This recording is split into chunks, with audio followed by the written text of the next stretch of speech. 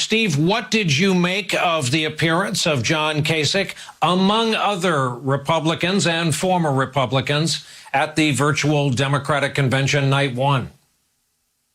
It speaks to the size and the diversity of the coalition that Joe Biden is putting together to begin an era of renewal and recovery after the wreckage of the Trump presidency. Brian, when George Washington left office after 8 years, becoming the first human being in 2,000 years to voluntarily give up power, a man who could have been a king, could have been an emperor, who instead decided to retire, his warning to the country that he was the father of was about faction, was about the danger of what political parties were in the day.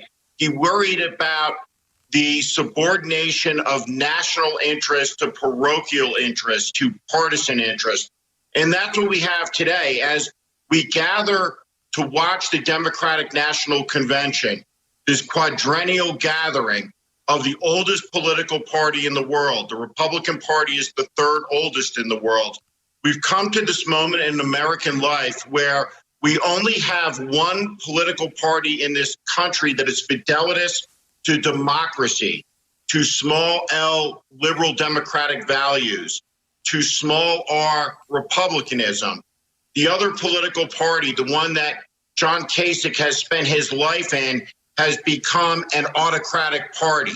It has become a vessel to venerate a cult of personality built around Donald Trump, who's the most incompetent leader this country has ever had.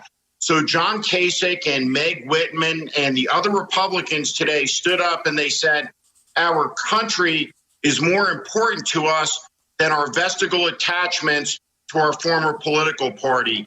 And that is a good thing for Joe Biden as he seeks to bring a message that can unify the country and remind the entirety of the country that whatever differences we have much more in common together than we do in difference.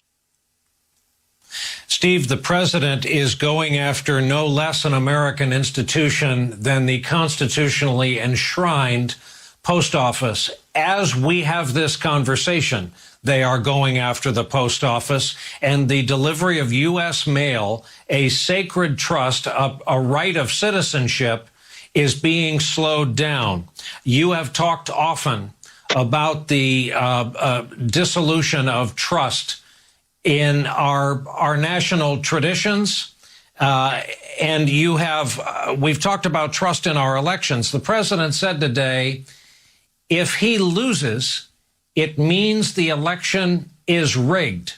Talk about how pernicious a statement that is. You know it's not the last time he will say it. It's the most pernicious type of statement that any political leader could ever make in this country, because in a democracy, what it requires is one group, one party, one group of candidates being willing to lose, to say, hey, we hear the voters, they've spoken, we'll get you next time. I've personally been on both sides of the concession phone call. I've been at the highest level of two presidential campaigns. It's more fun to win than to lose.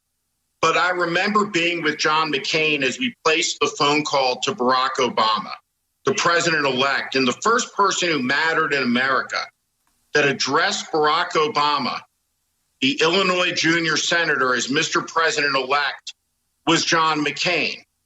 It's the loser through his concession that gives legitimacy to the victor. And what Donald Trump is doing is assaulting the tradition of the peaceful transition of power in this country that has gone on uninterrupted since 1797. And he is assaulting the tradition of free and fair elections in this country that have gone on since 1788. And it is appalling. It is disgraceful. And the only thing more disgraceful than his illiberal pronouncements about the election, his assault on Americans' right to vote, is the silent, cowardly collaboration of the Republican Party's elected membership in the Congress, in the House and the Senate, who, with few exceptions, have not condemned this. We vote in this country, Brian. We pick our leaders. Free and fair elections are the keystone to American democracy.